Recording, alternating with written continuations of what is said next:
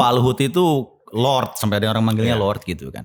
Tapi kalau saya menjadi sebuah pimpinan lembaga atau bahkan seorang presiden ataupun direktur utama gitu, pasti saya akan percaya yang sama orang saya anggap bisa menyelesaikan gitu. Tapi kan ini kadang sudut pandangnya dibalik ya. Sudut pandangnya dibalik kesannya karena faktor politis. Kesannya malah jadi Pak Presiden itu seperti boneka gitu kan. Padahal kalau saya yang di posisinya Pak Presiden pun, saya nggak mau saya asal tunjuk orang yang saya nggak yakin dia bisa menyelesaikan gitu. Tapi yang mungkin yang terbaik satu mungkin sama ya Pak Luhut gitu ya. Pak Luhut. Itu kan bisa kita ukur dari kepercayaan presiden yang diberikan berkali-kali kepada Pak Luhut gitu ya. Bahkan ngurus danau pun dia bilang. Itu yang mungkin. Tapi kalau dibilang bahwa keseluruhan itu capaiannya baik atau tidak, itu aku kira itu polemik ya, debatable lah gitu. Ada yang menilai ya kebijakannya tidak banyak berpihak kepada rakyat dan segala macamnya gitu. Tapi dari ukuran bahwa presiden sering memberikan pekerjaan dia, tentu mungkin itu udah indikator paling gampang lah untuk kita lihat bahwa ini orang paling dipercaya dan paling berprestasi dan juga gitu. Artinya kan kalau bukan hanya dipercaya, kerjaannya kan beres ya. Gitu ya. Ingin yang merajam secangkir kopi hitam, kombinasi sempurna untuk kita bercerita. Jangan tentang rasa, keadilan dan norma, cukup yang ringan-ringan saja. Selamat datang di DPR Diskusi Politik Ringan, kawan-kawan kader kami, kader virtual namanya ini. Abang ini belum pernah nyapa. Abang harus sapa dulu. Halo kader virtual DPR. Salam Pancasila, salam demokrasi bilang. Salam demokrasi. Berarti sudah kader virtual juga. Oke teman-teman, jadi hari ini kita balik lagi. Jadi kita diskusi politik ringan lagi. DPR lagi. Karena ya situasi politik hari ini sepertinya menarik untuk kita coba mengulas gitu-gitulah ya kan. Menguntit. Apa itu menguntit? Jadi hari ini sudah kita kehadiran lagi Bang Lajuardi. Bang Lajuardi sehat ya? Sehat ya Bang ya? Virtual. Sehat Bang ya, tolong Bang. Alhamdulillah sehat. Aman ya Bang? Enggak di bawah pengaruh kan? Enggak ada tukang bakso. Enggak ada. Ngetem depan rumah kan? Oke, di sini ada ini nih, kader virtual baru. Oh iya, siapa ini namanya nih? Bang Iqbal. Teman-teman, Bang Iqbal, anak Abang ini sekarang sekelas sama Bang Lajuardi di mahasiswa doktoral Ilmu Politik UI. Iya. Salah sapa dulu Bang, saya Iqbal gitu. Halo teman-teman. Saya Iqbal. Saya anak baru, mohon bimbingannya. Macam begini. Kalau menghadap senior kan begitu ya. Tapi kalau Abang masih ingat gak dulu situasi mos-mos Abang itu dulu? Wah, pas iya. ospek. Masih ingat ya? Masih lah. Kalau Abang udah pasti enggak ya? Maksud kau aku tua sekali tuh. Emang kita agak muda-muda, lebih muda gitu Bang. Jadi hari ini Abang ini faktanya bahwa aku sama Bang ini dulu satu kampus dulu kita pas Satu alma mater. Satu prodi ya. Satu prodi, satu tongkrongan. Betul. Jadi satu pergerakan. Kita bully Abang ini. Abang bukan ya. Jadi kami dari sama-sama di Brawijaya, cumanya sekarang sama-sama di UI, cumanya saya masih di bawah teman-teman, masih S2. Kalau bagi sudah S3 jadi gitu. Jadi hari ini kita akan menampilkan penjajahan anak Brawijaya atas UI. kesan dan pesan gitu ya. Dikeroyok gue nih. Dikeroyok. Sama anak Brawijaya gue dikeroyok. Bang kami sudah terbiasa dikeroyok di kampus, jadi kami hari ini tolonglah ya. Tiap hari kita dikeroyok bro. Iya, dikeroyok di kampus kita. Jadi hari ini kita mau ngomongin apa ya? Jadi yang ringan-ringan aja lah hari ini ya. Iya. Jadi hari ini teman-teman tadi kita udah diskusi sama Bang Lajuardi sama Bang Iqbal. Kita hari ini mau ngomongin soal menteri. Menterinya siapa nih? Ya menteri siapapun lah. Oke. Ya tapi kita bicara soal menteri aja, bukan menteri siapa, tapi jabatan menteri atau dan wakil menteri. Ya, Menarik juga tuh. Jadi kita mau ngomongin kabinetnya. Kabinet. Oke, siap. Kabinet. Karena nanti yang paling penting dalam kinerja seorang presiden itu di menteri. Kalau menterinya ngantuan, masuk angin. masuk angin. Kalau menterinya korupsi, Itu dia. Iya, yang Langsung ini. trennya kan begitu ya. Oke. kalau menterinya Omdo, Oh, jadi. ngomong macam-macam gitu kan. Kalau menterinya perawatan muka 5 miliar. Aduh. Atau mungkin jangan Apa? deh. Gak nyabin. Apa takut? Biar Abang Ardi aja. Oh, iya. Atau ini kali, menterinya bisnis ojol, Kan udah keluar, Bang. Apa? Udah mengundurkan diri kan? tertulis kan. Oh iya sih. Tapi secara apa? Secara benefit belum tahu ya. Secara non tertulis, walau alam ya. Iyalah. Kita sharing profit ya kan, mana tahu kita ya kan. Tapi intinya begitu. Jadi kita hari ini mau ngomongin menteri-menteri nih, Bang. Jadi pertama kali kenapa aku bilang menteri ini agak dialog yang cukup jarang ya diomongin orang-orang ya. Apalagi yang di YouTube ya. Karena bagiku menteri ini cukup vital, apalagi sekarang kayak di zaman Pak Jokowi ini kan menteri itu kayak kartu truf tuh. Kayak kemarin Pak Luhut sakit. Ya semoga cepat sembuh ya. Kami doakan Pak Luhut segera pulih, segera bisa kembali normal ya. Sehat ya. Opung cepat sembuh. Opung gitu ya. Ngefans saya soalnya. Tapi sampai yang dekat. Salam kenal Opung Luhut. Jadi Opung Luhut itu disampaikan bahwa banyak pengamat yang bilang bahwa Pak Jokowi ini agak resah atas absennya Pak Luhut karena memang beliau sedang dirawat, sedang sakit kan. Jadi menurutku bahwa kemudian berarti posisi menteri ini sangat penting dalam konteks kekuasaan politik dan dalam konteks program kerja. Betul. Jadi kalau menurut abang-abang gimana? Menteri ini sebenarnya seharusnya siapa? Atau ketum-ketum partai atau orang-orang yang paling dekat dengan seorang presiden terpilih atau gimana? Menurut abang-abang lah. Apa aja aspek-aspek kita yang bisa kita simpulkan bahwa ini loh standar dan syarat menteri itu. Dia harus orang yang kompeten, dia harus orang yang lincah dalam politik, dia harus berkeringat dengan presiden yang menang, semisalkan. Dia harus bagian dari pemenangan, atau dia hanya profesional, hanya orang yang paham dalam konteks apa yang dikerjakan, tugas dan tanggung jawabnya gitu. Iya. Menurut abang-abang gimana? Bang Adi dulu. Anak Brawijaya dulu dong. Iya. Orang jauh dulu. Orang jauh. Orang baru lebih tepatnya di ospek gitu. Jauh. Kalau menurutku gini sih. Bang Iqbal. Mungkin pertama menanggapin menariknya kita ngomongin menteri ya. Iya. Itu terutama dalam konteks gejolak politik hari ini gitu ya. Itu kan fokus publik lebih kepada sosok-sosok yang bertarung jelang pemilu 2024 gitu. Oke. Padahal tapi sebenarnya dinamika itu juga kita bisa baca itu dalam formasi menteri yang kemudian hari ini hadir. Oke. Itu yang pertama. Dan yang kedua, karena fokus publik itu berfokus pada mereka yang bertarung secara personal gitu ya. Soal Gibran, soal Prabowo. Akhirnya mereka melupakan performa pemerintahan yang itu justru menjadi tugas utama dari kabinet ini gitu. Oke. Ya kan? Gitu. Bahkan kemarin ada wamen ini, Bang. Mohon maaf, wamen ATR BPN viral. Itu ya. Salah satunya kan begitu. Itu yang saya maksud, itu membaca konteks politik dan konstelasinya ke depan gitu. Saya kira gitu.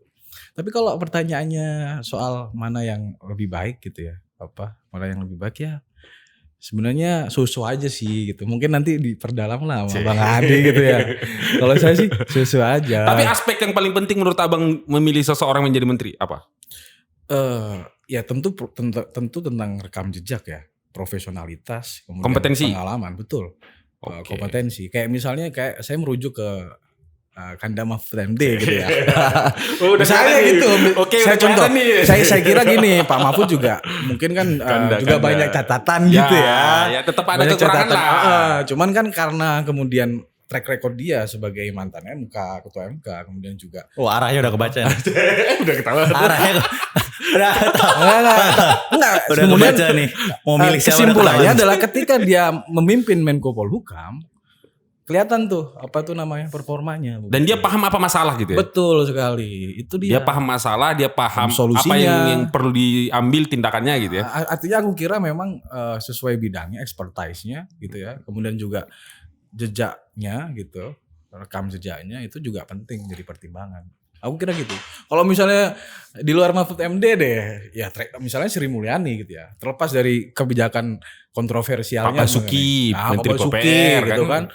Itu sesuai kompetensi menurutku sepanjang periode kepemimpinan Jokowi, beberapa orang ini, 2 orang terutama yang terakhir tadi, itu yang kan nyaris tidak tersentuh oleh reshuffle kan gitu. Karena memang expertise-nya di situ. Kira-kira gitu. Kunciannya begitu. Oke. Jadi kalau Bang Adi gimana melihatnya? Apakah kurang lebih sama atau ada hal yang menurut Bang Adi bahwa ada sebenarnya nilai yang perlu juga diperhatikan gitu dalam konteks memilih menteri gitu? Kalau saya sih ngelihat konteks dalam pemilihan menteri itu ya, nomor 1 saya bilang manajerial ya. Oke. Kalau menteri nggak paham tentang how to manage, buat saya tuh kurang bagus ya. Karena kan dia akan menjadi seorang leader dalam sebuah lembaga kenegaraan gitu. Jadi kalau dia tidak bisa manage people paling terutama, manage pekerjaan, di tengah kementerian yang begitu banyak orang ya, manage project dan segala macamnya gitu. Terus yang kedua, mungkin saya mengutip dari Max Weber ya. Bang Abang nanti ada beban loh ini. Ada beban ini. Iya, kita kalah bro. Langsung kalah tanding. Iya. Gimana Mas Weber? Terus satu lagi, kalau dari kita lihat dari sisi Max Weber tentang a good bureaucracy gitu ya, bahwa sebaiknya tuh ya tadi bisa memisahkan mana yang dari hubungan sisi profesional dan personal gitu. Dan yang ketiga menurut saya harus berani ya. Berani dalam artian ya harus bisa melakukan sebuah perubahan misalnya ataupun perbaikan, tapi benar-benar terukur ya. Jadi benar-benar harus terukur, dan juga mungkin saya juga udah pernah nyampein waktu yang di podcast sebelumnya ya. Dia juga harus punya legacy ya. Gitu. Jangan sampai ada hal yang bisa portofolio lah gitu ya. Ya, portofolio gitu. Ada portofolionya seseorang ini sehingga kita yakin kalau dia bisa gitu ya. Iya. Karena gini, kalau menteri itu kalau kita ngomong dia teorinya jago gitu kan, misalnya tentang hukum tadi kan, misalnya yang tadi menteri barusan disebutkan gitu. Secara teori mungkin memang jago, tapi saya melihat tidak hanya dari sisi teori, tapi apakah dia juga turun ke bawah itu ngerti prakteknya.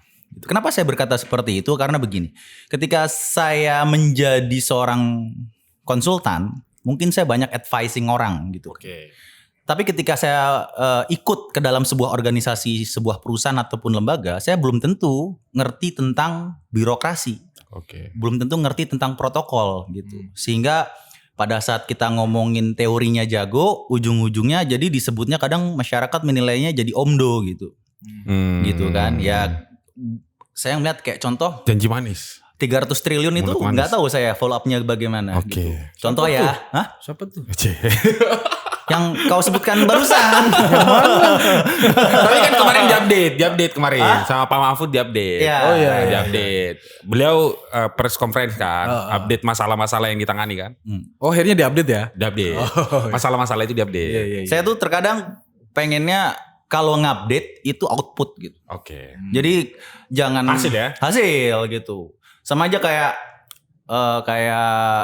Iqbal nih, Iqbal nih. Apa? Saya bukan menteri. Ini dibully lagi nih. Saya bukan menteri ya Bang. Iqbal ini misalnya Iqbal mau diet. Dia mau diet. Aduh, mainnya fisik bro. Dia mau diet. Misalnya gitu kan. Sebentar-sebentar tiap hari cerita sama kita gitu kan. Wah hari ini gak makan ini, hari ini gak makan itu, hari ini gak makan ini. Besoknya cerita lagi. Hari ini gak makan ini, gak makan itu. Udah jangan panjang-panjang itunya. Tapi outputnya nggak kelihatan gitu. Setiap saya ngeliat Iqbal nggak ada berubah gitu. Apa perkembangannya? Iya, jadi lebih baik Progresnya apa gitu ya? enggak, lebih baik pas Iqbal muncul ke depan saya gitu, memang sudah berubah gitu. Saya lebih senang ketika ngeliat orang dia sudah mengeluarkan hasilnya baru cerita. Masalahnya kita tiap hari ketemu bos. Tapi menurutku gini, ada hal yang penting juga perlu kita komentar ya, bahwa penting nggak seorang menteri ini orang yang apakah mending dia orang yang bisa nurut dengan seorang presiden, ataukah hanya dia sebenarnya nurutnya yang nurut biasa aja, tapi dia yang penting pintar, dia expert dalam bidang itu dan punya rekam jejak yang bagus, punya eksekusi yang bagus sehingga berdampak positif. Maksudnya kan ini menjadi dilema gitu, bahwa kadang ada orang bagus, eksekusi bagus dan segala macam bagus, tapi secara politis ini tidak diterima publik, sehingga kayak Pak Ahok menurutku salah satu seorang yang sangat layak bisa jadi di jajaran menteri. Tapi secara politis mungkin rumit memilih Pak Ahok ini jadi menteri gitu ya, mungkin rumit hitung-hitungan politiknya. Jadi menurut abang-abang gimana kira-kira bahwa hitung-hitungan menteri ini kan jabatan politik gitu, bahwa ini juga bagian dari wajah seorang presiden gitu, bahwa presiden punya tim yang bagus, ya persepsi publik terhadap dia juga akan mengikuti, kan begitu. Secara sederhana. Tapi kalau menterinya mantan koruptor, menterinya pernah kasus asusila, kan begitu. Itu juga rumit juga. Siapa misalnya siapa? Ini sambil ngomong. Boleh. Kalau ngerokok di sini boleh. Kebetulan Bang Adi nggak aja nggak berokok. Bang Badi taat banget ya. Nggak pernah ngerokok. Iya. Padahal diskusi gini enaknya ngerokok ya. Iya, asam kan lu. Tapi itu bang maksudku seberapa penting kira-kira poin itu gitu, bahwa secara hitung-hitungan politis juga ini juga bukan hal yang bisa diremehkan gitu. Walaupun di satu sisi kita pengennya menteri itu yang perfect gitu, yang bagus, yang bisa mengeksekusi barang kan gitu. Tapi ada hitung-hitungan politik di situ loh. Iya. Dilematis kan pada akhirnya. Iya betul. Kalau menurut Bang Adi gimana? Menurut gue dulu nih. Ya, Bang Adi dulu. Tadi kan udah. Oke. Ini kalau menurut saya tuh gini, kalau kita mau lihat menteri, saya jujur lebih suka menteri yang dari kalangan profesional. Kalau saya, ketika misalnya saya menjadi seorang presiden, saya akan lebih condong lebih memperbanyak porsi menteri yang dari kalangan profesional dibanding yang dari politisi kalau saya, karena saya berasumsi bahwa menteri tersebut bebas nilai, layaknya mahasiswa gitu. Orang profesional masuk tujuannya hanya untuk membenahi. Meskipun terkadang orang yang profesional pun kalau kita salah ambil orang pun nggak bagus gitu.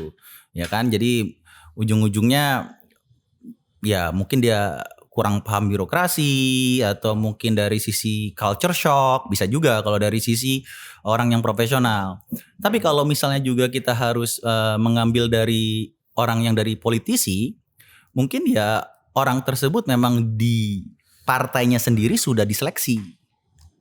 Iya, jadi tidak serta-merta partai menyodorkan orang hanya karena like or dislike gitu. Nih di partai kita kayaknya orangnya disukain gitu. Karena disukain akhirnya dia yang dipilih jadi menteri, ya nggak gitu juga gitu. Karena jangan sampai ya nggak tercipta the right man on the right place gitu. Ada juga yang merasa paling banyak sahamnya dalam proses pemenangan, jadi dia harus jadi menteri gitu ya. Iya. Tim ses misalnya kan. Nggak nyampe 3 bulan tertangkap. Siapa tuh? Jangan bang. Yang bansos. Oke, lanjut. Bansos. Kok tubir-tubir gitu? Jadi kalau menurut abang bahwa penting juga bahwa profesional aja yang penting ya. Enggak, kalau disuruh milih misalnya menteri, let's say katakan ada 34 lah ya gitu. Ya saya lebih senang 70-30 lah ya. 70% dari profesional, 30% dari politisi. Jangan sampai misalnya ada mungkin partainya dapat persentase terbanyak dan dia mengusung, terus dia minta menterinya yang paling banyak gitu. Kan kita lihat ada video-video lah ya tersiar di sosial media itu ya, terkesan kalau karena dia pengusung dan dapat persentase yang paling terbanyak, ya dia berhak mendapatkan menteri yang paling banyak. Seharusnya kan menteri itu hak prerogatif presiden. Jadinya sebaiknya kalau presiden lebih melihat ini cocoknya bukan karena saya diusung sama partai ini, jadi saya harus pilih yang paling banyak dari partai ini, nggak gitu juga gitu. Oke, berarti harus intinya mengedepankan kinerja dulu nih, bahwa orientasinya orang ini bisa kerja apa enggak. Iya, betul. Jangan sampai nanti di sini cuma numpang nama aja, numpang muka, Iya. terima gaji setiap bulan. Iya, betul. Ada juga tadi yang di abang buka di situsnya 2 nama itu. satu orang tapi 2 namanya di kementerian, Pak. Wow. Kayaknya 2 gajinya itu. Iya kan, atau enggak itu kesalahan kesalahan di situsnya gitu. Tapi menurutku ada satu hal yang penting lagi yang kayak tadi ku tekankan, bahwa kayak Pak Nadiem Makarim ini menurutku agak blunder kemarin ya. Blundernya menurutku soal perubahan kurikulum. Jadi ada kebijakan kurikulum yang kemudian ditentang oleh Muhammadiyah dan NU. Yang kemudian nggak selang berapa lama dia rubah lagi kebijakannya itu kan. Maksudnya kan ini kan berarti Pak Nadiem sendiri juga nggak terlalu mementingkan kelompok-kelompok yang sudah ini gitu. Kayak Muhammadiyah kan dalam konteks pendidikan luar biasa gitu ya. Maksudnya universitas yang berbasis organisasi keagamaan terbesar di Indonesia mungkin bisa diklaim Muhammadiyah ya. Universitas Muhammadiyah di mana-mana kan begitu. Iya. Jadi maksudku ada poin itu, bahwa Pak Nadiem sendiri bukan orang yang dari politik ya, orang dari profesional. Lebih ya. tepatnya dia pun profesional bukan dari background itu juga. Pendidikan bukan kependidikan kan. Maksudnya itu juga penting juga kita tahu. Betul. Kenapa Pak Nadiem kan gitu. Nah, menurut Abang gimana soal tadi pertanyaanku ke Abang ini soal titik temu bahwa dalam konteks dia harus paham soal politik atau dia harus memiliki kemampuan dalam memanajerial politik itu, atau fokusnya di kinerja aja di profesi tugas tanggung jawab di kementerian aja gitu. Menurutku gini sih, itu sesuatu yang menurutku inline ya. Oke. Idealnya itu kan kita sepakat ya bahwa gagasan tentang bagaimana semua bidang, semua aspek itu dikerjakan itu adalah gagasan presiden yang kemudian rakyat memilih itu. Iya. Ya kan, visi dan misinya kan. Yang itu kemudian diterjemahkan melalui dibantu oleh menteri-menterinya, dieksekusi oleh menteri-menterinya. Nah, ketika dibilang bahwa haruskah kemudian memilih antara mereka yang manut dalam tanda kutip politik gitu ya, atau kemudian itu kan sebenarnya sudah dihitung oleh presiden harusnya gitu. Bahwa tentu kemudian untuk mensukseskan program kerjanya, dia tentu harus memilih orang yang pertama-tama tentu yang mau bekerja sama dengan dia. Yang kedua juga yang paling penting tentu yang itu tadi, yang ahli di bidangnya. Oke. Nah, itu yang menurutku idealnya kalau itu terjadi, menurutku nggak ada masalah antara manut dan tidak manut gitu. Oke. Nah, tapi yang terjadi sekarang kan bergeser, Bro. Kalau dulu kan kritiknya tuh orang menteri itu kan seperti transaksi antar partai ya. Makanya kan kita dulu sering dengar ya transaksional politik dan segala macam ya. Tapi sekarang kemudian bergeser dari yang basisnya partai, isu yang sekarang muncul dan lagi rame itu kan mengakomodasi kepentingan Bapak Presiden yang konon katanya itu cawe-cawe kan begitu. Kan itu kata orang, Bro, bukan kata saya. Kok takut banget ya? Aku juga takut menangkali, Bang. Kayaknya kameramen tolong kameranya kalau kayak begitu ke dia aja gitu. Maka itu kemudian memperkuat stigma yang apa itu namanya? Kan tadi Timo sampaikan kan. Udah saya bilang dia kemana arahnya kan. Udah ketawa.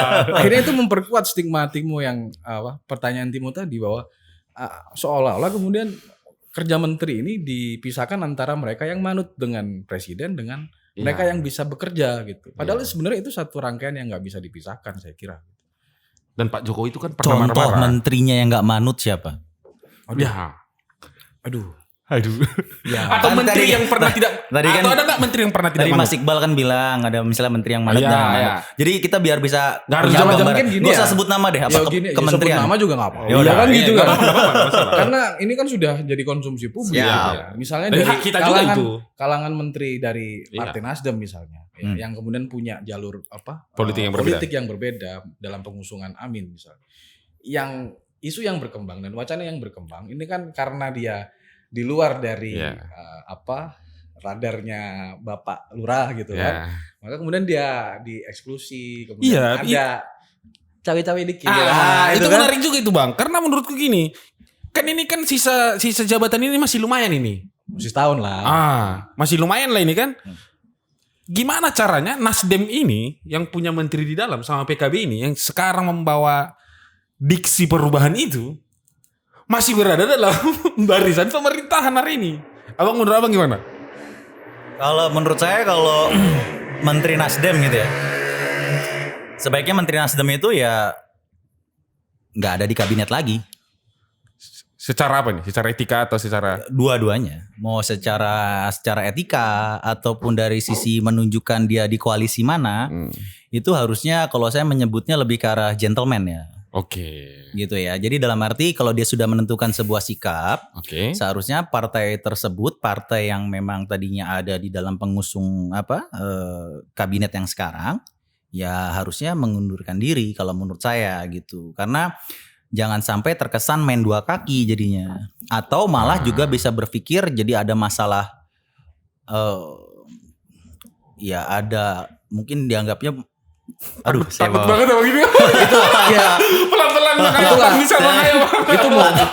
itu yang aku maksud bahwa kerja menteri akhirnya terdistorsi dengan disandra oleh dinamika politik elektoral kan gitu. Padahal kita tahu substansi menteri kan memastikan bahwa program kerja itu harus lebih baik. Iya. Ya, ada target-target yang harus dicapai kan begitu. Itu kan dua alam yang berbeda menurut saya.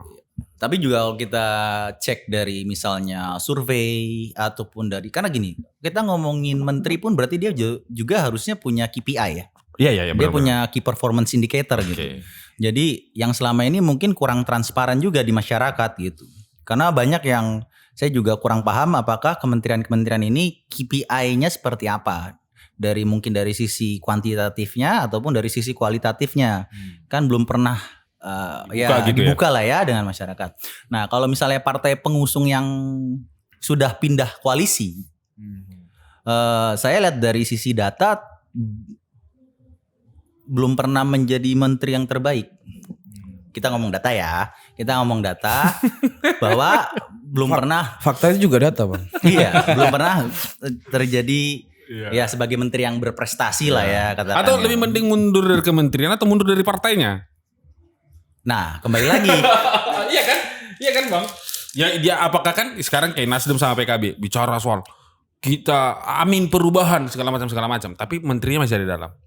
Ya makanya saya bilang jadinya terkesan jadi, aduh saya mau ngomong jadi. Nggak apa-apa ngomong. Jadi terkesan kayak hipokrit ya. Iya bener. Nah jadi kesannya jadi kayak hipokrit. Jadi mau memang mau pindah koalisi atau mau stay gitu bersama Pak Lurah, bersama Pak Presiden. Tapi memang faktanya adalah menteri itu kan jabatan politik ya. Iya. Dia bukan birokrat karir gitu kan. Tentu kemudian pertimbangan konteks politik itu ya bisa dibuat pertimbangan kayak Bang Adi yang nyuruh keluar tadi kan. Abang Adi kan nyuruh keluar ya kata dia.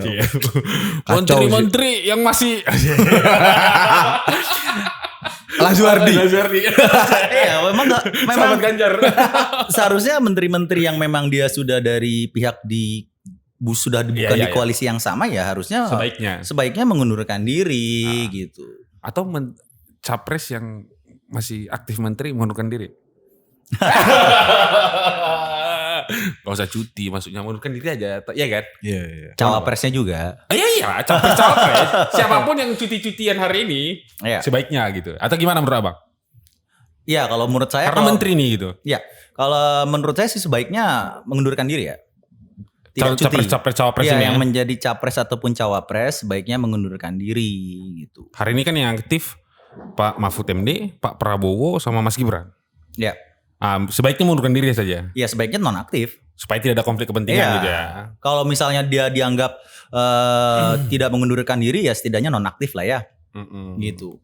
Kenapa saya bilang seperti itu? Ya kalau kita ngomong dari sisi skup pekerjaan yang akan dilakukan jadinya kan nanti takutnya nggak fokus. Takutnya terpecah dua seperti itu kan.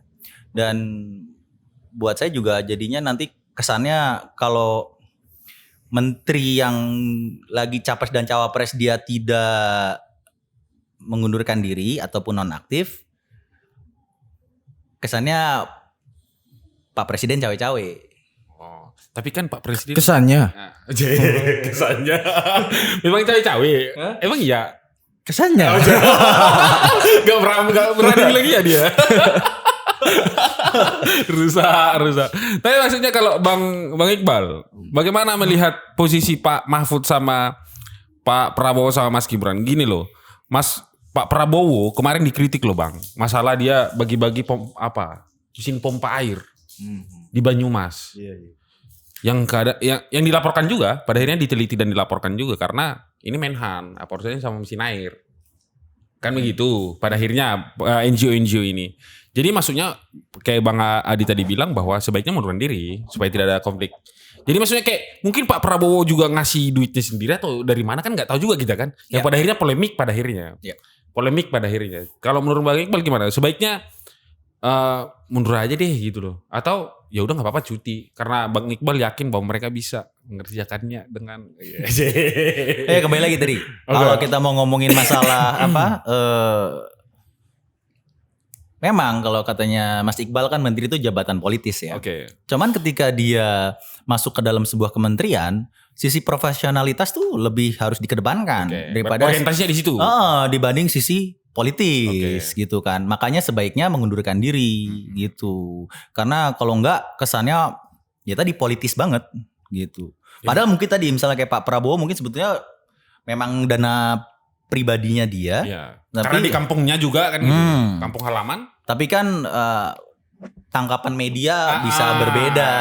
Apalagi ada aja yang bisa goreng-goreng. Iya kan? Abang kayak mana? Kan ketawa aja Bang, abang takut kali kayaknya. Abang kan belum dapat beasiswa juga ini.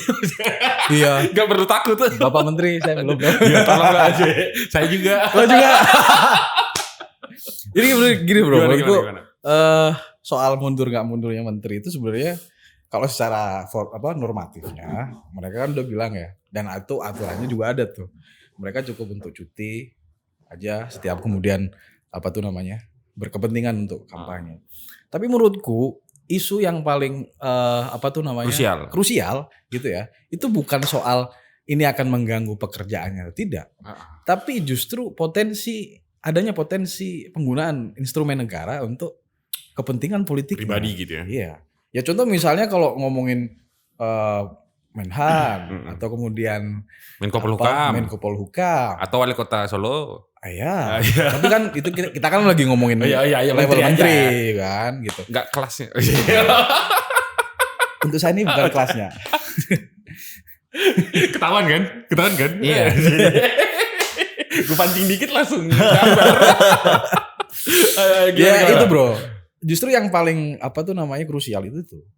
Dan memang menyarankan bahwa beliau ini untuk kemudian mundur secara total itu akan lebih baik untuk mengurangi potensi konflik kepentingan, dan itu tadi potensi penggunaan instrumen negara dalam kepentingan politik yang mungkin akan lebih banyak orang respect gitu ya. Moralnya akan terlihat lebih baik gitu kalau mengundurkan diri. Tapi ini tentu ya kalau dalam mungkin ada hitung-hitungan politik mungkin. Ya realita politiknya ini insentif yang kemudian bisa dimanfaatkan bro, kan gitu ya. Kalau perspektif politisi saya kira begitu. Menarik juga sebenarnya ini. Soal ngundurin diri aja kalau ngundurin diri. Saya bahkan gini loh. Saya mah tengah-tengah aja. Sebaiknya selain capres dan cawapres yang mengundurkan diri, yang menjadi TPN pun mengundurkan diri. Oh iya. Ya, beberapa kan sudah ada tuh. Karena gini, jadi ya tadi kembali lagi, takutnya tidak fokus. Sedangkan kan kementerian juga harus tetap berjalan terus gitu. Ya kan masih ada sesmen yang bisa menjalankan gitu. Misalnya mungkin dianggap menjadi sebuah PJ-nya gitu, sesmennya gitu. Itu di PJ-in Pak Luhut lagi. Tapi kan beliau lagi 8 nanti kementerian yang dipegang Pak Luhut Bang. Tapi itu menarik loh kalau kita ngomongin Pak Luhut. Ya kalau saya pribadi one of the best minister ya. Kalau saya ngeliatnya ya. Ini 2 periode loh ya. Murni ini saya ngomong based on profesional. Ya abang ini. Beneran. Kayaknya baru ketemu kok. Dari Singapura. Ada yang maunya ini. Baru telepon aja. Enggak. Karena gini. Kan banyak orang tuh berpikir Pak Luhut itu Lord, sampai ada orang manggilnya Lord gitu kan.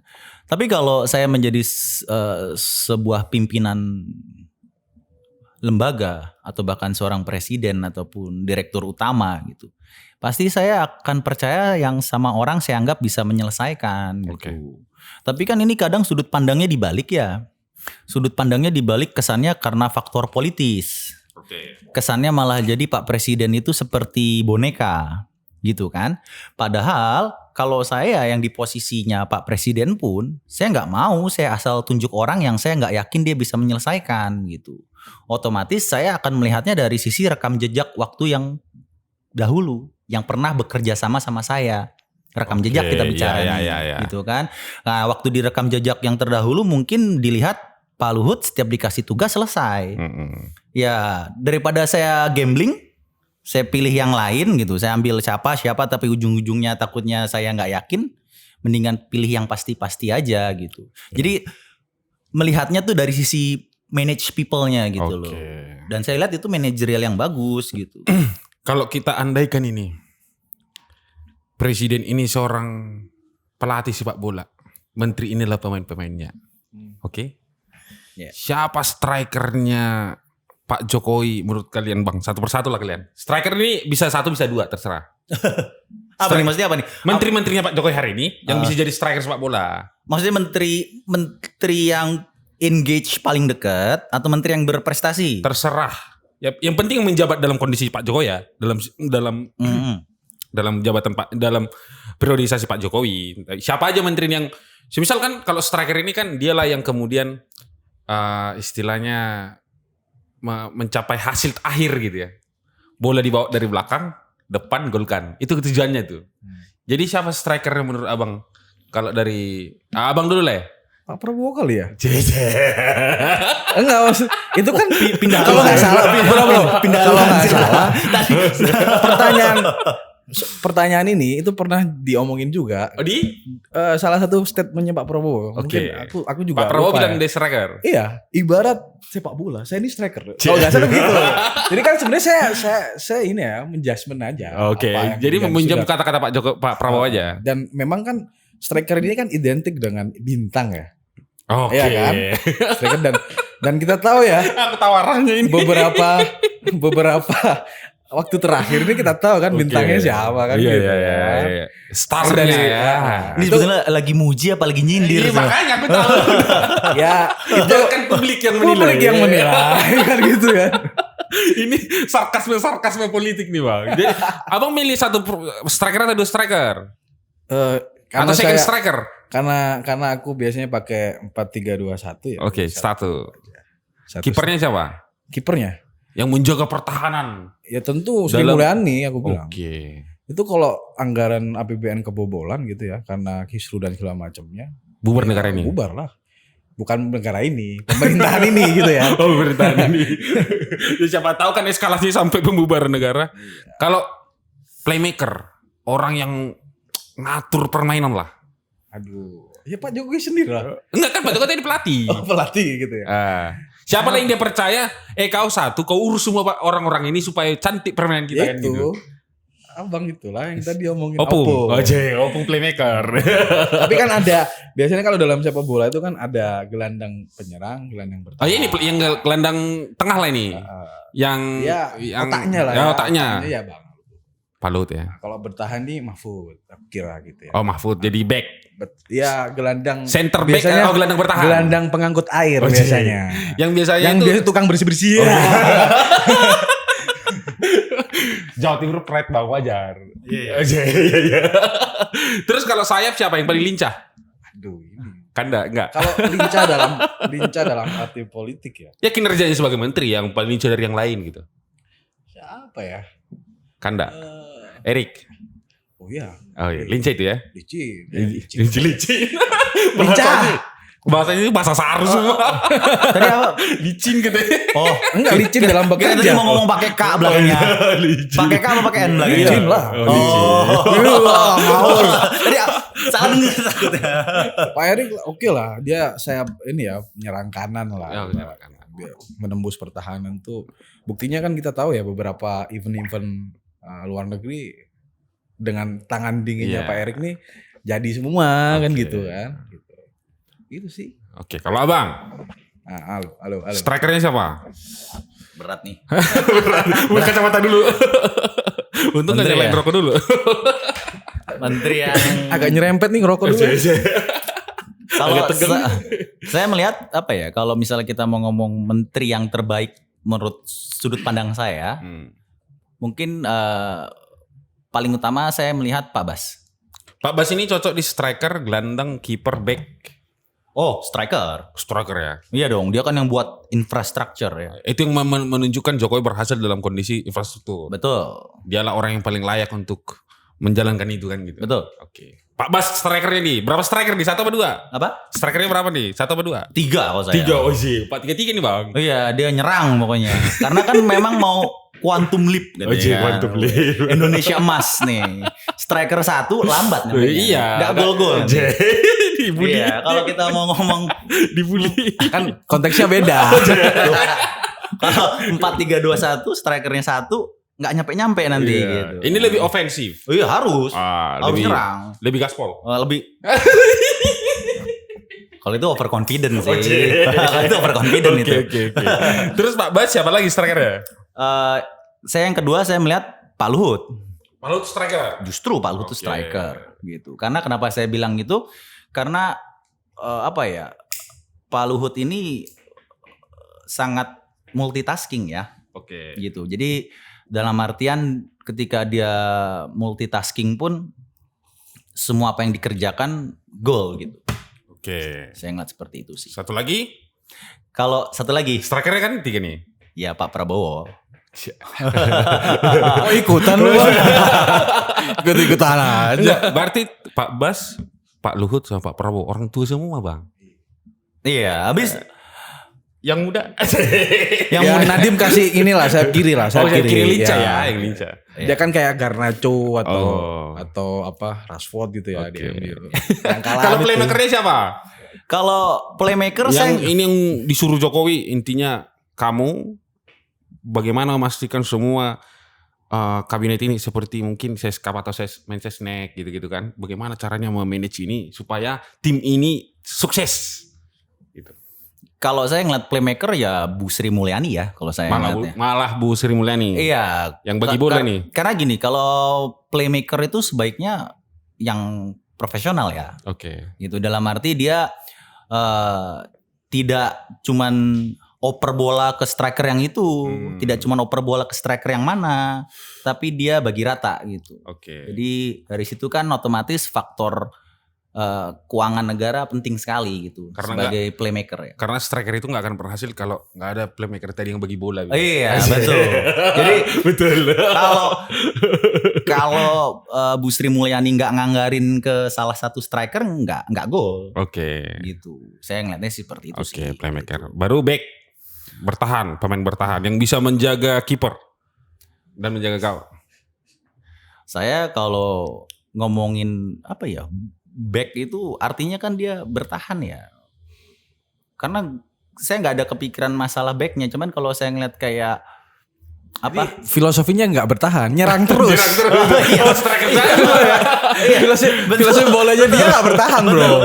Kan ada yang sistem bersih-bersih bang yang bertahan, yang membuang bola ke depan supaya nggak kebobolan barang ini kan gitu. Jadi game plan-nya emang nggak suruh bertahan, kok nyerang terus gitu kan. Kan ini bisa yang kalau dalam konteks kementerian ini kan bisa Menko, bisa menteri-menteri yang kayak bukan Mensesnek.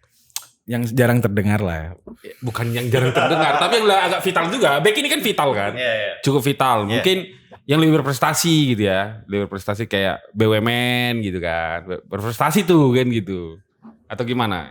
Yang bisa kemudian, aduh, Pak kabinet Pak Jokowi lagi digoyang isu nih, gitu. Jadi ada yang kemudian datang, tidak kita berprestasi gitu.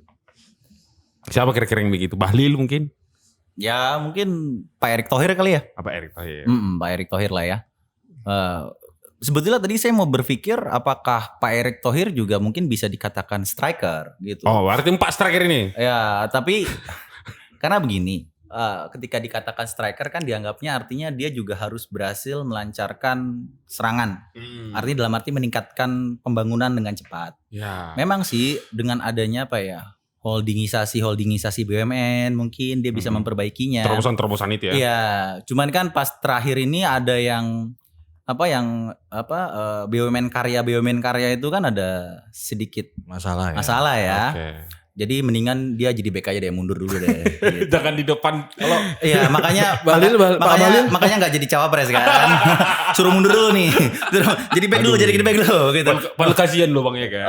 Pak Erik itu udah ngurus KCK loh. Iya, suruh mundur dulu lah dia gitu. Di Depok udah banyak banget lagi balihonya Prabowo Erik gitu. Tapi kasihan lah. Tapi nggak apa-apa. Pak Erik kayaknya saya lihat gesturnya fine aja, dan kemarin sudah berstatement siap mendukung Pak Prabowo. Iya. Tapi kalau back yang kalau ibaratnya di MU ya, yang sering blunder kan Maguire ya. Jangan dong Bang, itu kan ideal dong. Gimana sih? Apanya? Maguire itu kan bukan back ideal. jangan diandaikan. Dia dibeli cukup mahal, Bro. Oh iya kan? sih. Dan dia pernah jadi kaptennya MU, pernah jadi kapten Iya. Pak Inggris. Siapa Mas? Dan sering blunder ya, gitu kan. Siapa? Mungkin apa ya? Pak Bahlil menurut saya. Pak Bahlil. Nah, karena akhir-akhir ini kan sering disorot ya. Karena pertama soal rempang ya, yang muncul atensi publik juga. Yang kedua mungkin terakhir nih statement yang soal 3 periode karena dikulik lagi kan. Akhirnya dia muncul untuk bilang bahwa Pasang badan. pertama yang bilang 3 periode itu saya. Oke. Gitu kan. Pasang badan. Mungkin itu ibaratnya begitu. Tapi vital juga peran Pak Bahlil, investasi luar biasa kan Indonesia kan. Hilirisasi. Nah, ya betul itu kan. Hilirisasi. Oke, tadi kan kita sudah bikin formasi. Abang ini belum bikin penjaga gawang loh. Tadi cerita rempang nggak kayak gitu. Beda ya. Nggak gitu ceritanya. Depan kamera beda, Bang. Beda. Ingat ya apa? Kurang tajam Jangan tanya. Enggak, kan perlu juga nanti dipancing juga. Ini pancingan yang kurang ini kayaknya nih. Kipernya tadi siapa, Bang? Jadi bingung nih saya. Ngelek. Bukan ngelek. Kalau saya mau menilai 5 menteri yang saya katakan mungkin Oke, itu deh. berprestasi gitu. Karena 5 menteri paling kalau bagus. kita ngomongin bola saya bingung juga karena back gitu kan. Back itu mundur terus gitu, bertahan terus. Sedangkan kita kan juga nggak pengen bertahan doang gitu kan. Kalau saya ngeliat ya tadi, kalau menteri yang berprestasi menurut 5 saya, lah, 5. 5 ya. Saya ngeliat pertama adalah Pak Luhut. Pak Luhut, apa indikatornya dia berprestasi, Bang? Numero uno itu kalau saya boleh bilang ya. Karena memang yang dikerjakan Pak Luhut itu cepat dan selesai gitu. Jadi bayangkan untuk orang yang seumur beliau ya. Tapi 70 sekian ya? Atau 80 ya? Makanya saya angkat topi gitu. Kalau misalnya Masih sama Pak Luhut. prima fisiknya gitu sama pemikirannya.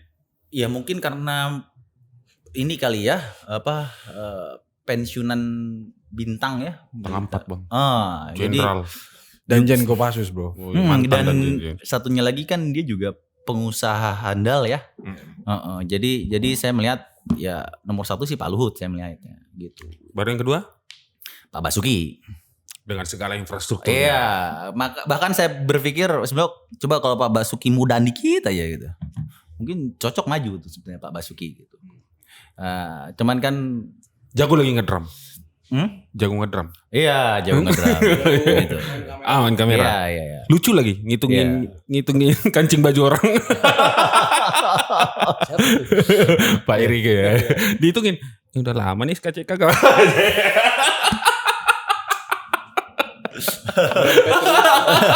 Harusnya dia.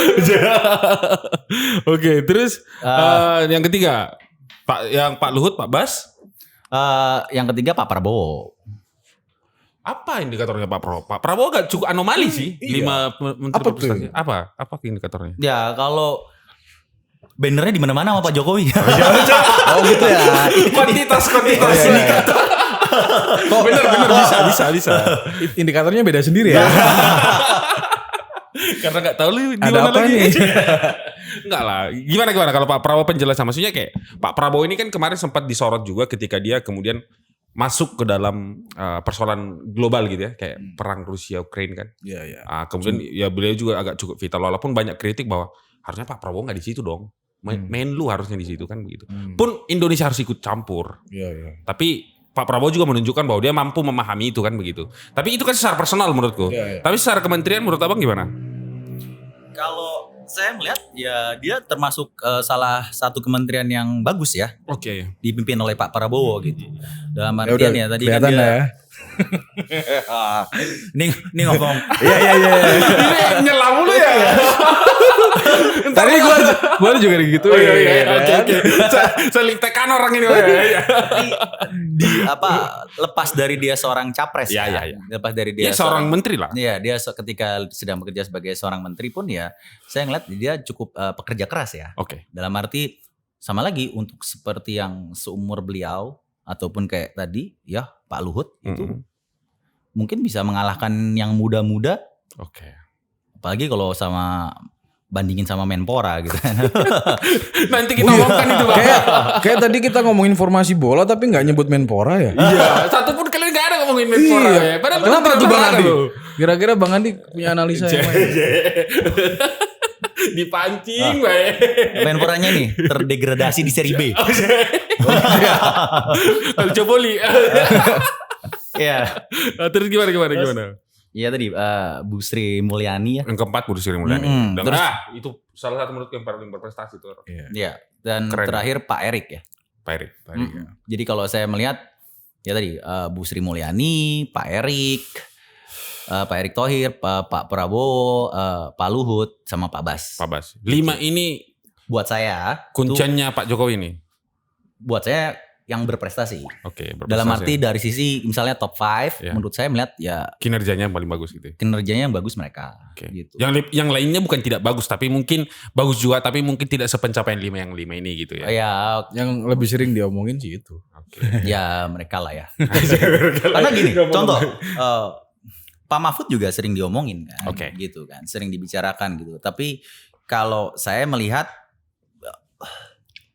Tidak begitu perform ya Mas ya. Apa? Menurut Mas Adi tidak begitu. Nggak, kalau menurut saya pribadi Aku seru ini. Jadi nanti kalau teman-teman bisa ini kita bikin segmen antara Mas Iqbal sama Mas Lazar.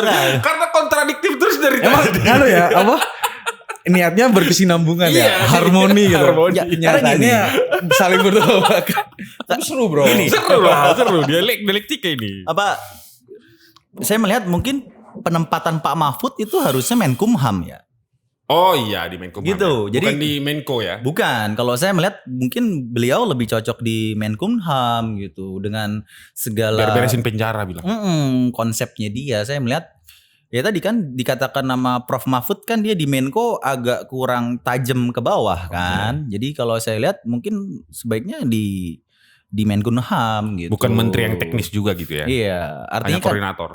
dan kan dari 3 baca pres ini kan salah satunya kan divisi misinya masalah penegakan hukum. Penegakan hukum.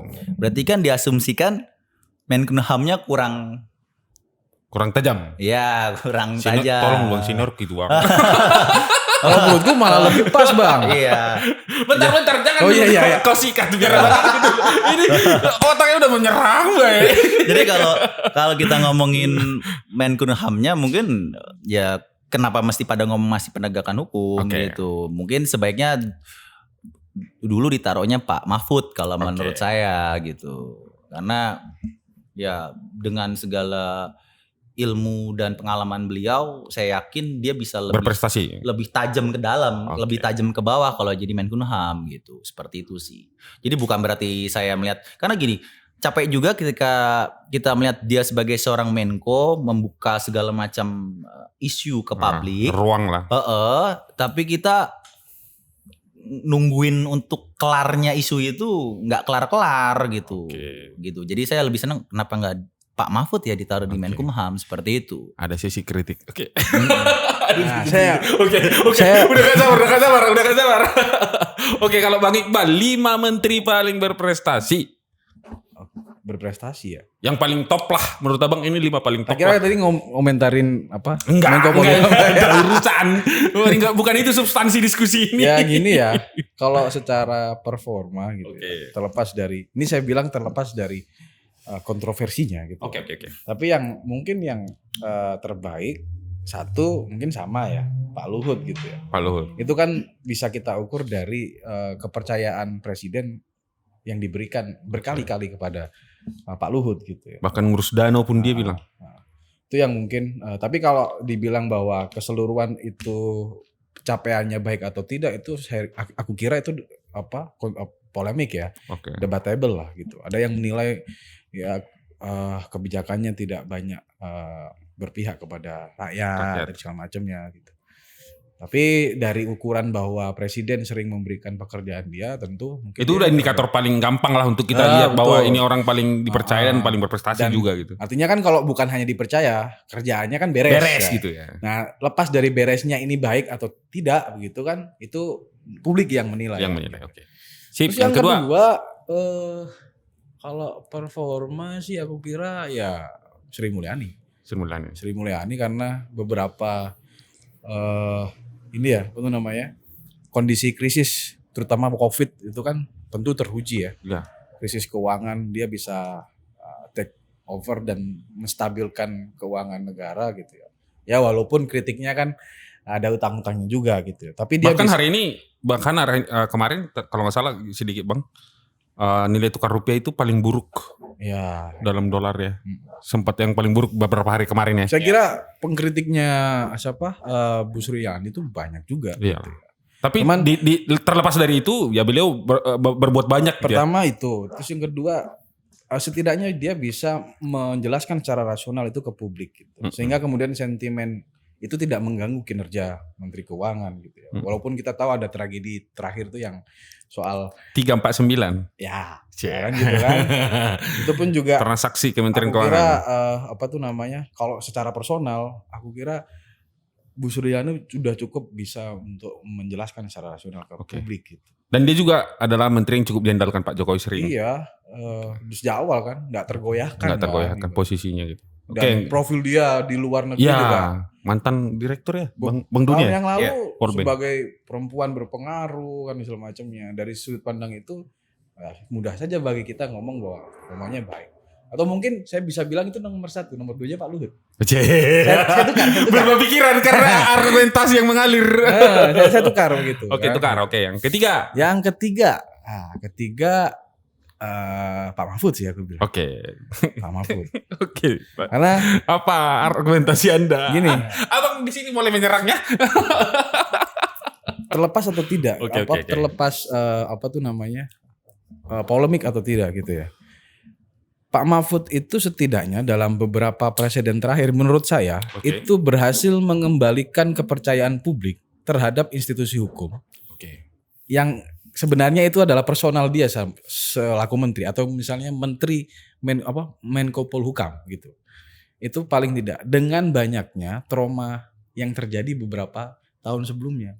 Mulai dari revisi KPK yang akhirnya juga menurunkan kepercayaan publik.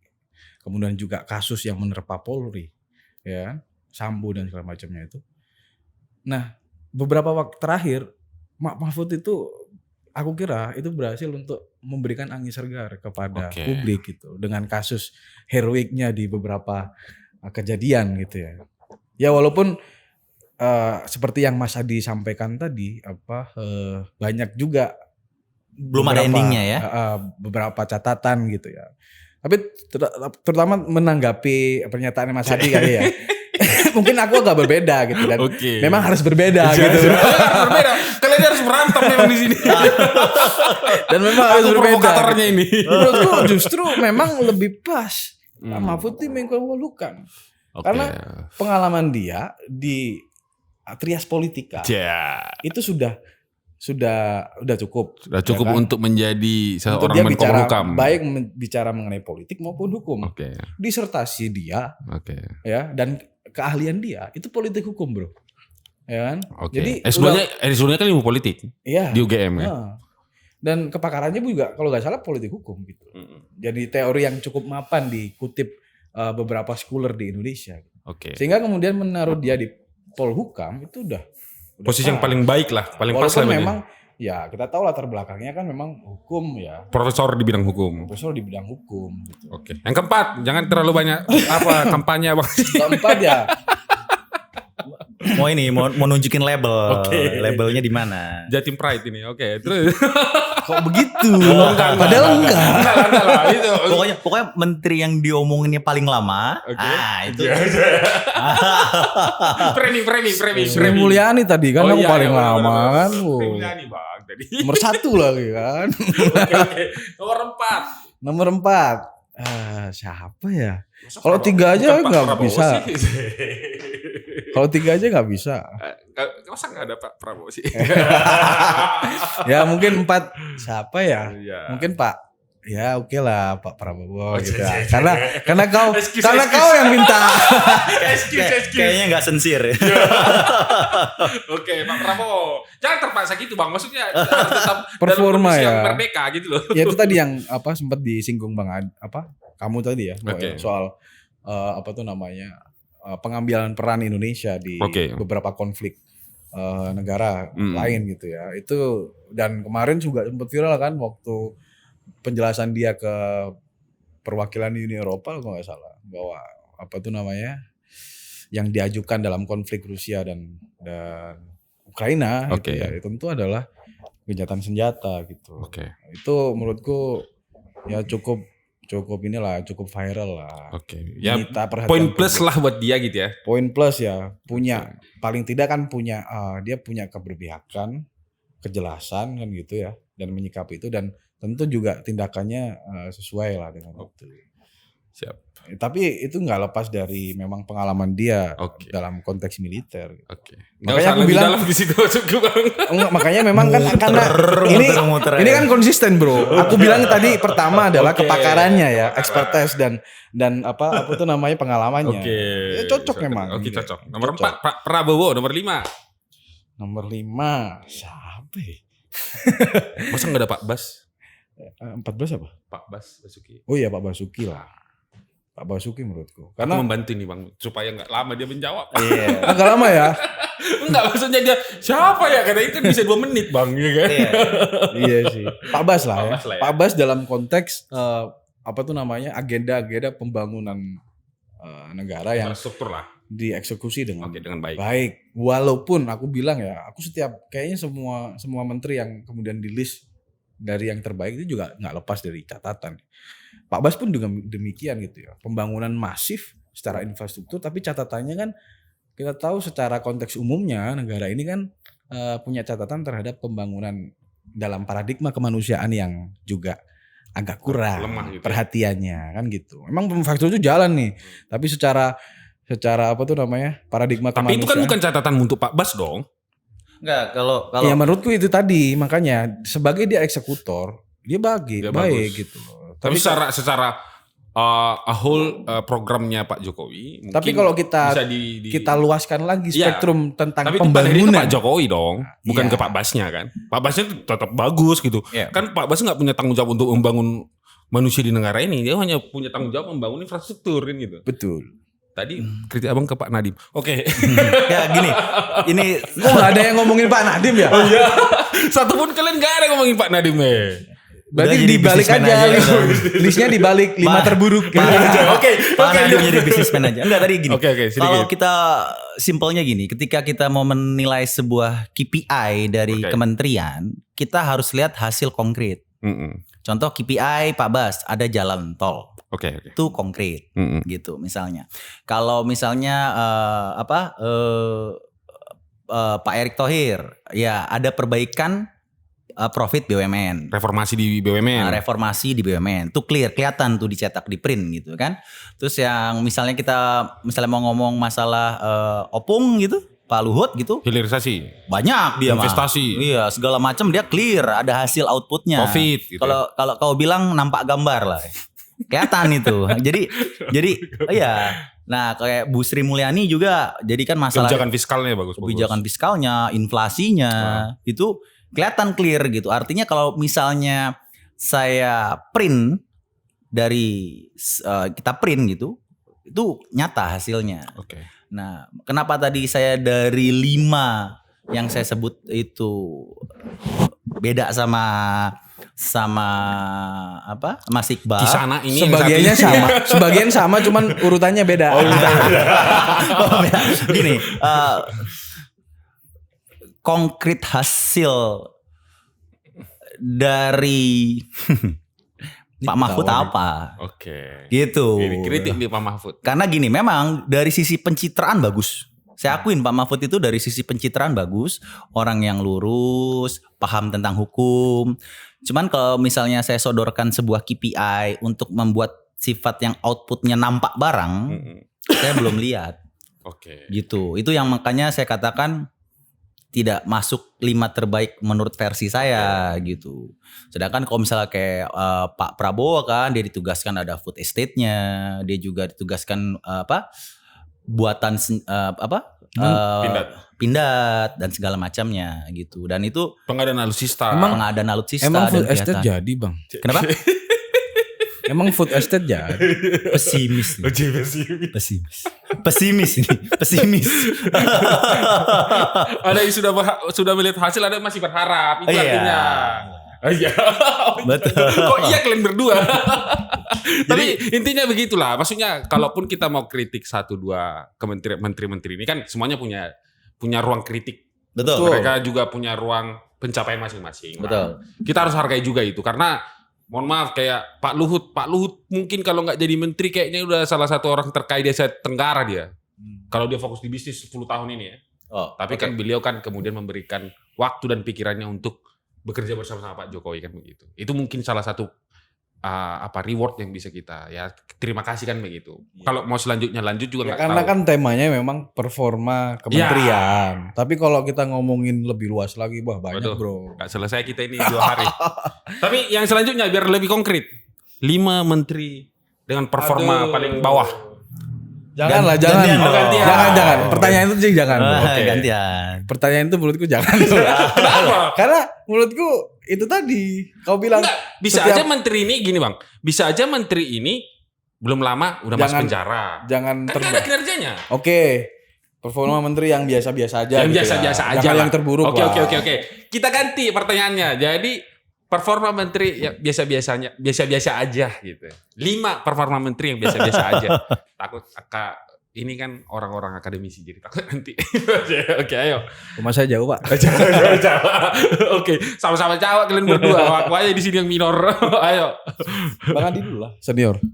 Tadi kan udah duluan yang 5 iya. berprestasi. Yang biasa-biasa aja Bang. Nah, duluan. Pertama, Dia lagi ini nunggu saya jawab duluan. Biar ada Biar bisa mikir dulu. ada waktu ya. Yoi. Apa kan gampang sebenarnya 5 menteri biasa-biasa aja. mungkin pertama ini dalam arti KLHK biasa-biasa aja. enggak. Pertama dalam arti bahwa dia itu mendekati bagus. Ya terserah lu Ya, Bang. enggak, Kamu aku disclaimer makanya- apapun di sini. Iya, makanya aku tekanin begitu. Oke. Karena kan tadi cuma 5. Nah, ini nomor 6 sebenarnya ini. Ya kan gitu kan. Oke, terserah lah mau Ya, yang Erick mana. Thohir. Yang penting 5 orang aja Bang Pak sebut. Erik tuh. Pak Erik 1. Oke, Pak Erik. kedua. Yang kedua KLHK Bu Siti Nurbaya ya. Oke, Bu Siti Nurbaya. Ini maksudnya yang terburuk ya? Biasa-biasa aja. Dia takut Bang. Jadi maksudnya Pak Erik terburuk. Ya kalau nih. misalnya Abang menerjemahkan terburuk silakan. Ya, Oke. Kalau saya Dia mah nggak mau ditanya yang terburuk, dia Oh, mau iya, ditanya oke. Saya yang menilai- biasa-biasa aja. ya biasa-biasa aja. Oh. Oke. Yang kedua tadi KLHK, yang ketiga Yang ketiga Menkominfo. Siapa tuh? Budi Ari ya? Budi Ari. Yang baru kan? Kita yang nilainya Budi Ari apa yang udah masuk? Budi Ya, Ari lah. dua-duanya. Ya. Dua-duanya. Budi Ari katanya mau majakin judi online loh. Bagus loh harusnya. Yang keempat. Tapi juga ya. Terus siapa lagi ya? ATR ya?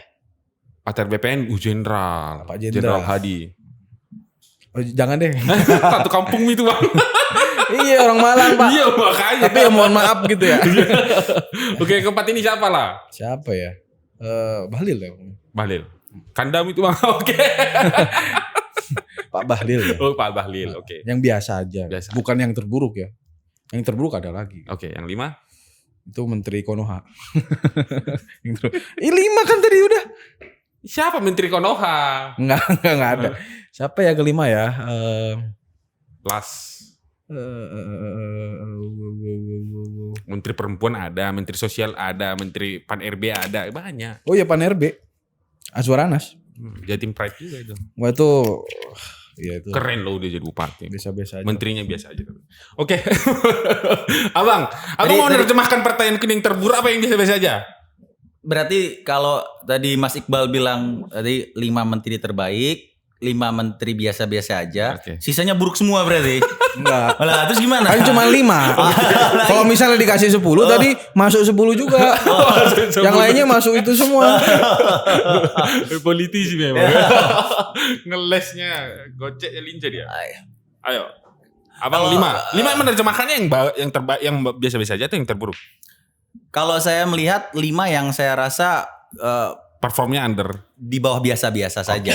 Oke, lebih Berarti buruk ya? Ya, yang ya saya melihat memang ya nggak clear lah ya. Oke. Gini.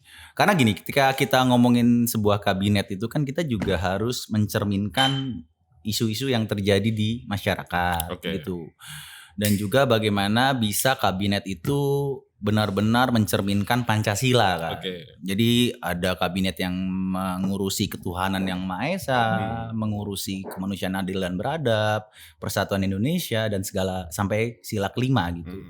Nah, kalau kita ngomong menteri yang saya lihat kurang ya underperform ya, saya melihatnya. Nomor 1 saya melihat Menpora. Oke, Menpora. Pak Dito. Jadi bahkan itu nggak tak sebut dulu bang. Nggak layak. Aku nggak ngomong begitu. Itu nggak dalam kadar penilaian. Takut di framingnya. Aku nggak ngomong gitu.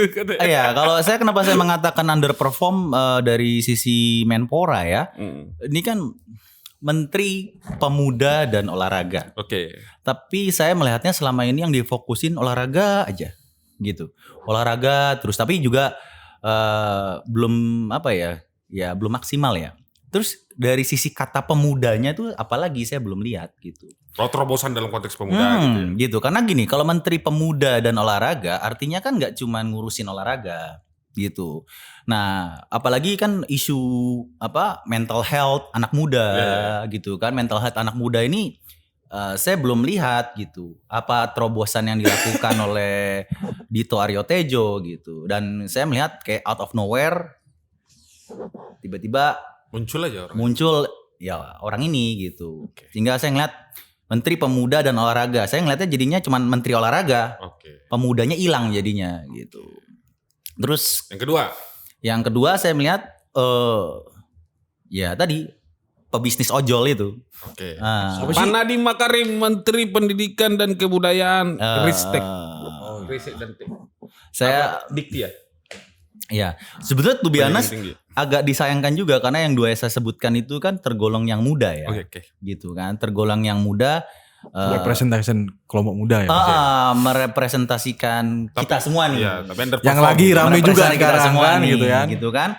Merepresentasikan kita semua tapi underperform. Saya melihat performnya kurang ya gitu. Karena kalau kita ada yang namanya pinjol, kalau saya melihat data aja, data yang paling banyak bertransaksi melakukan pinjol.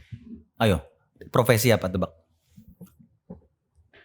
Apa? Tahu lah kita bang. Karyawan apa? Pemuda? Apa? Pendidik. Pendidik. Pengajar. Iya. Ya. Jadi sedih ya ngelihatnya gitu. Sedih dalam arti gini, apa ya? Berarti masuk ruang kesejahteraan ini ya? Iya, jadi dari ada problematika gitu ya. Dari sisi gurunya yang di pelosok-pelosok mungkin, betul. para pengajar, dosen. Curhat ya. Jadi para tenaga pendidik curhat. Iya, jadi ternyata yang banyak melakukan pinjaman online itu salah satu profesinya adalah pendidik dan itu sedih loh. Itu betul. Saya apa ya? Ironi. Iya. Kali ini gue sepakat sama lu bang. Gue dukung. Oke. Tadi perasaan 5 orangnya bukan yang saya sebutin tadi kan. Justru itu kan. Itu nggak kesebut bang. Karena itu tadi. Kurang waktunya. Terus menteri yang terkait dengan tadi ya kalau kita ngomong tadi masalah mental health berarti hubungannya dengan Menpora. Mental health masih ada isu itu. Tapi ya tidak berjalan dengan baik saya lihat Menporanya gitu ya. Terus yang kedua ini pendidikan. Artinya nasib guru pun saya masih melihat kasihan. Yang ketiga adalah masalah global warming saya melihatnya. LHK. Kalau kita ngomongin global warming, kita lihat sendiri kan, hari ini, kemarin global warming itu sangat apa ya? Isu yang saya lihat anak-anak muda pun sangat concern soal itu. Tapi sampai detik ini saya lihat belum ada aksi yang signifikan gitu untuk global warming. Empirisnya juga kita rasain Bang ya. Makin panas ya. Oh, Jakarta sekarang. Ya. Ampunan. Karena kan gini ya. Kalau kita ngomongin global warming itu kan artinya sebetulnya banyak orang yang misalnya mengatakan karena ya polusi udara itu ya ada perusahaan-perusahaan apa yang menyebabkan limbah atau apapun itu polusi misalnya. Tapi saya juga melihat mobilitas kendaraan di Jakarta misalnya sebagai contoh gitu. Mobilitas kendaraan di Jakarta itu dari pagi sampai malam pun trafiknya sangat tinggi gitu. Itu juga menurut saya malah salah satu faktor global warming. Dan kalau kita mau lihat sebetulnya kemunculan platform-platform yang memang terkait dengan transportasi pun membuat makin banyaknya intensitas ini gitu ya. Mobil dan motor berseliweran dari pagi sampai malam gitu.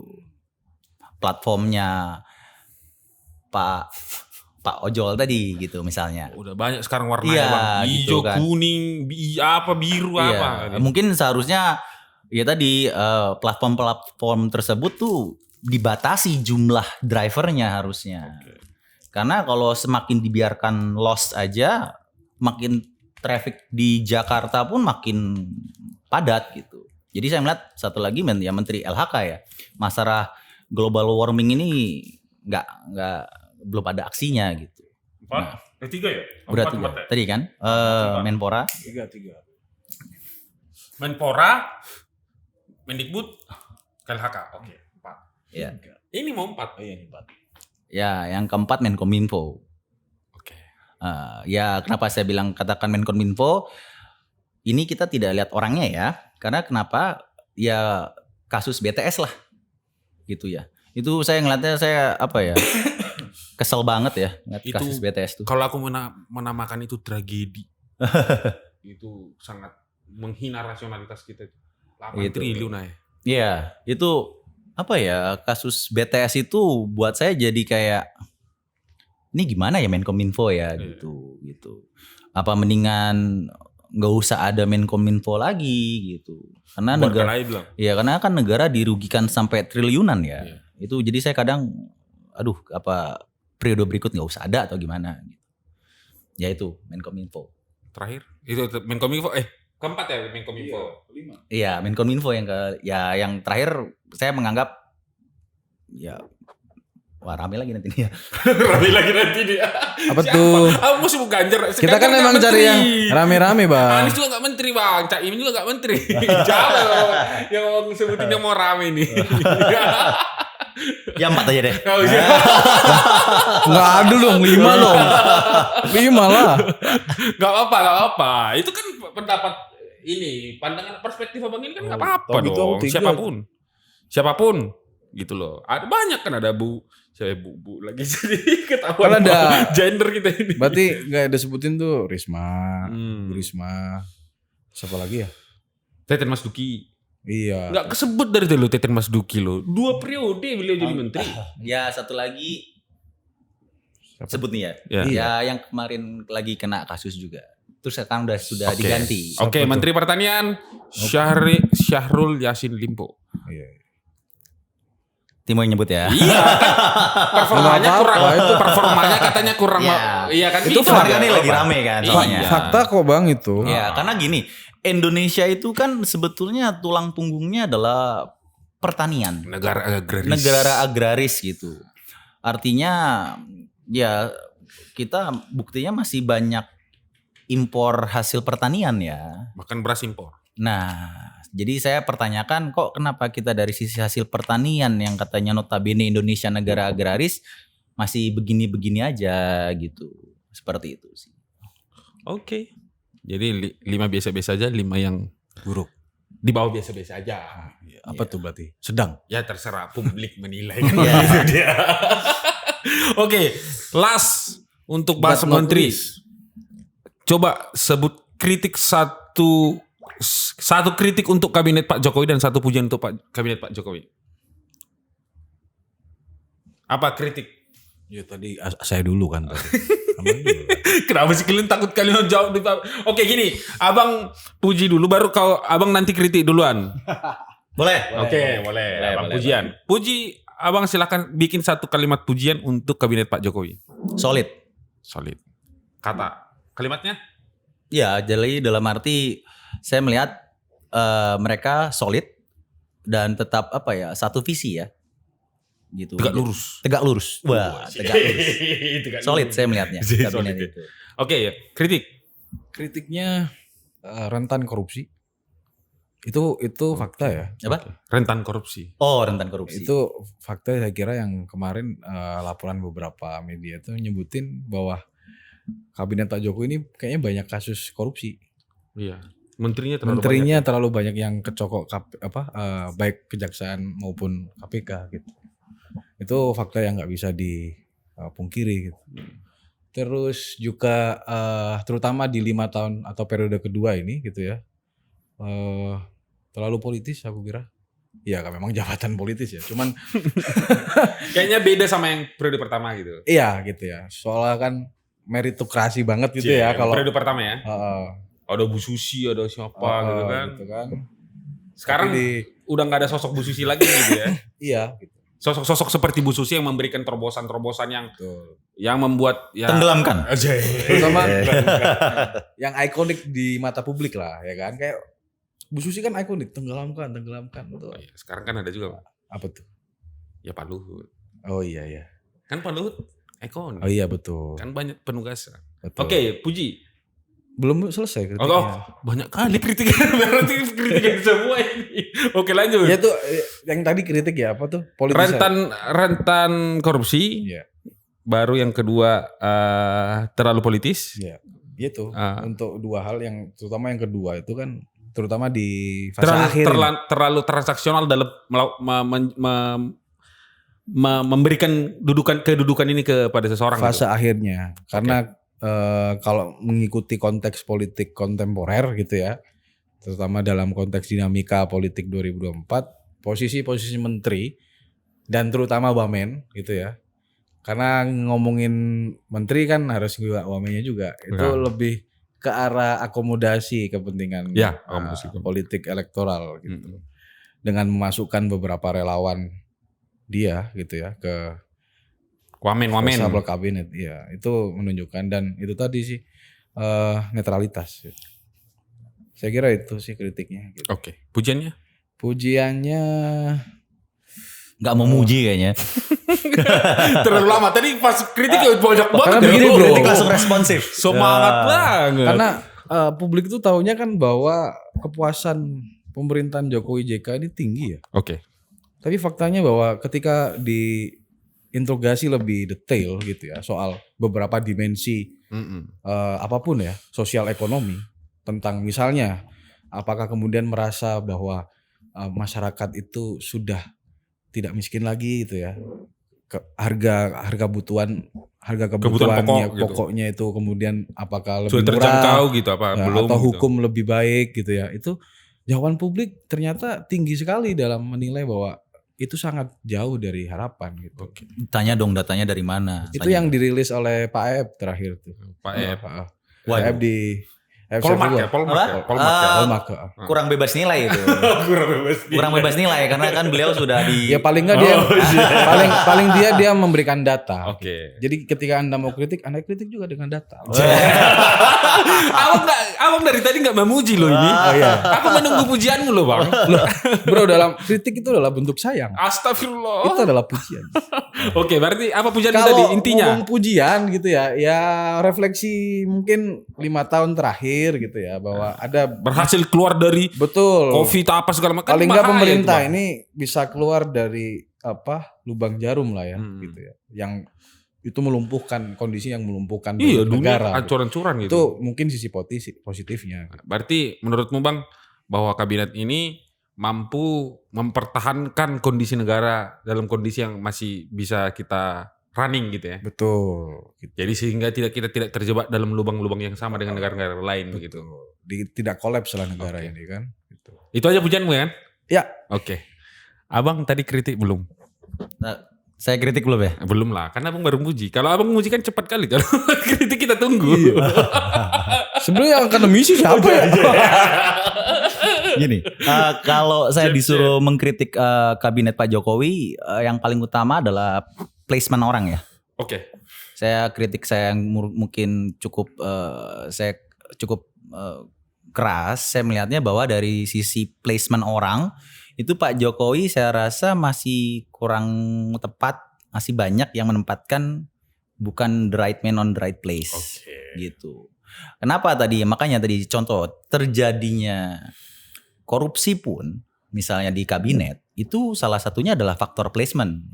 Gitu. Artinya penempatannya menteri di kabinet itu kurang tepat gitu. Bisa jadi karena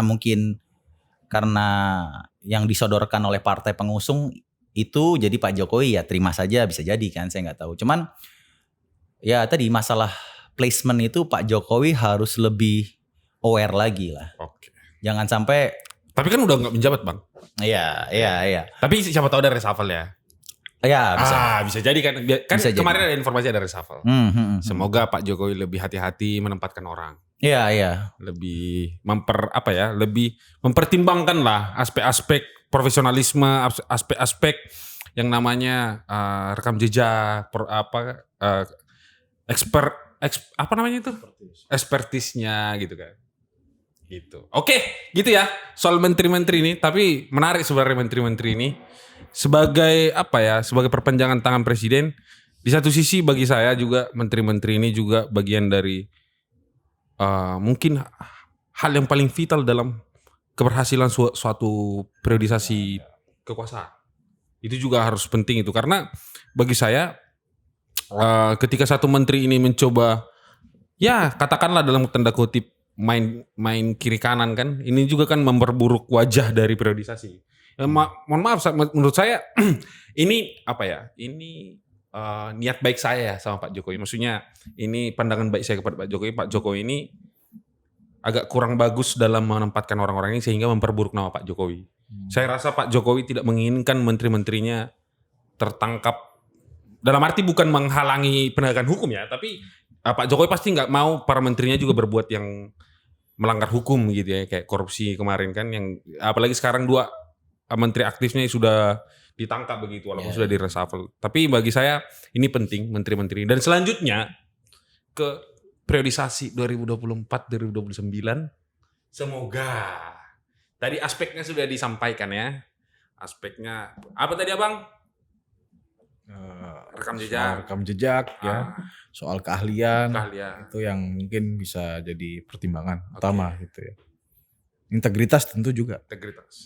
Ya, tadi kan saya lebih dari kapasitas kemampuan skill manajemennya itu yang saya lihat harus paling utama ya, kemampuan manajemennya, dan dia juga harus berani gitu dalam arti ya kadang gini ya, kalau kita ngeliat menteri sama aja kayak kita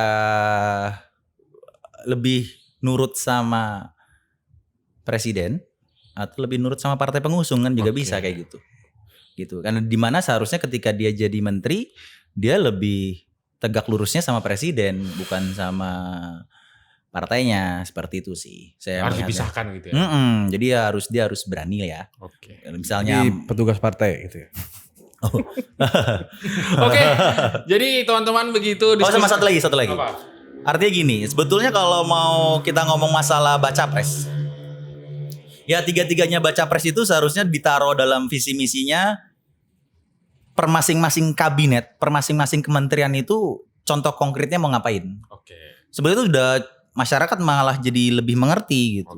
Dibanding kita mengurangi kemiskinan, biar kita abstraksi gitu ya. Meningkatkan pendidikan. Cukup aja masukin Kementerian Agama kalau saya jadi presiden bakal A. Kementerian Menpora kalau saya jadi presiden bakal melakukan B. Kalau misalnya Kementerian Menpan RB saya akan lakukan jadi C. Biar misalnya jangan reformasi birokrasi terus reformasi yang nggak selesai-selesai gitu misalnya. Ya, jadi saya pengennya kalau bisa kenapa nggak baca pres itu masing-masing menaruh masing-masing kabinet ini dia rencananya mau ngapain gitu aja sih. Berarti yang 3 capres ini belum punya ya? Saya melihat belum ada mereka 3 baca pres itu menunjukkan kalau mereka jadi presiden, masing-masing kementerian ini mau ngapain dan contoh konkretnya apa, masyarakat itu belum dikasih tahu. Bahkan seharusnya kalau mereka bisa menyampaikan setiap kementerian mau melakukan apa saja, itu buat saya udah itu keren. Oke. Jadi itu masukan kepada para pendukung atau para capres supaya segera. Ingat itu. Catat namanya. Lazuardi. Oke. Jadi itu tadi pembahasan soal menteri. Apa tuh namanya? Parlemen. Ini kan ada 2 ya di dalam studi perbandingan negara. Kita tahu itu ada istilah namanya legislatif dengan parlemen. Oke. Yang sebenarnya kalau merujuk pada beberapa literatur, konsep ini 2 hal yang berbeda. Oke. Legislatur itu adalah parlemen yang bekerja. Dan parlemen atau makanya kan sebutannya kan House of Speaker ya. Karena dia memang ngomong. Jadi biasanya kan di negara-negara parlementer gitu. Memang ngomongin pemerintah dan semacam. Nah, di konteks Indonesia yang dipakai diadopsi adalah legislatif. Yang fungsinya bukan hanya kemudian mengkritik pemerintah atau memberikan saran ke pemerintah, tapi juga dia penyeimbang kan. Ada kerja-kerja yang kemudian dilakukan. Makanya kemudian di legislatif kita tahu ada komisi ya kan, komisi-komisi kerja gitu. Itu menunjukkan karakter ini adalah legislatur. Oke. Nah, dalam konteks itu maka tentu adalah kinerjanya. Yang itu diukur melalui beberapa produk undang-undang. Kalau saya ngelihatnya nggak gitu, saya ngelihatnya lebih ke arah rekrutmen politik. Kembali lagi, kita ngomong rekrutmen politik. Karena kan saya juga pernah mengatakan bahwa partai itu adalah pabriknya caleg. Gitu. Misalnya ada satu keluarga 4 orang anggota misalnya. Nah semuanya nyalek. Gitu kan. Ya kalau semuanya nyalek sebaiknya dari partai itu sendiri boleh saja 4-4-nya menjadi anggota partai tersebut. Boleh. Tapi ketika nyalek ya 1 orang aja.